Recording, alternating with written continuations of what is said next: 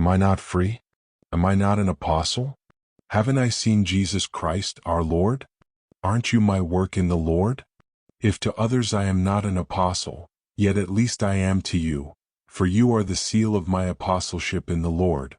My defense to those who examine me is this: have we no right to eat and to drink? Have we no right to take along a wife who is a believer, even as the rest of the apostles, and the brothers of the Lord and Cephas? Or have only Barnabas and I no right to not work? What soldier ever serves at his own expense? Who plants a vineyard and doesn't eat of its fruit? Or who feeds a flock and doesn't drink from the flock's milk? Do I speak these things according to the ways of men? Or doesn't the law also say the same thing? For it is written in the law of Moses, "You shall not muzzle an ox while it treads out the grain." Is it for the oxen that God cares? Or does he say it assuredly for our sake? Yes, it was written for our sake, because he who plows ought to plow in hope, and he who threshes in hope should partake of his hope. If we sow to you spiritual things, is it a great thing if we reap your fleshly things? If others partake of this right over you, don't we yet more? Nevertheless, we did not use this right, but we bear all things, that we may cause no hindrance to the good news of Christ. Don't you know that those who serve around sacred things eat from the things of the temple, and those who wait on the altar have their portion with the altar? Even so the Lord ordained that those who proclaim the good news should live from the good news.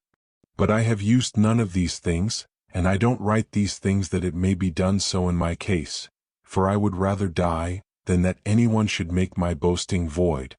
For if I preach the good news, I have nothing to boast about, for necessity is laid on me, but woe is to me if I don't preach the good news. For if I do this of my own will, I have a reward. But if not of my own will, I have a stewardship entrusted to me. What then is my reward? That, when I preach the good news, I may present the good news of Christ without charge, so as not to abuse my authority in the good news. For though I was free from all, I brought myself under bondage to all, that I might gain the more. To the Jews I became as a Jew that I might gain Jews. To those who are under the law as under the law, that I might gain those who are under the law. To those who are without law as without law, not being without law toward God but under law toward Christ, that I might win those who are without law. To the weak I became as weak that I might gain the weak. I have become all things to all men, that I may by all means save some.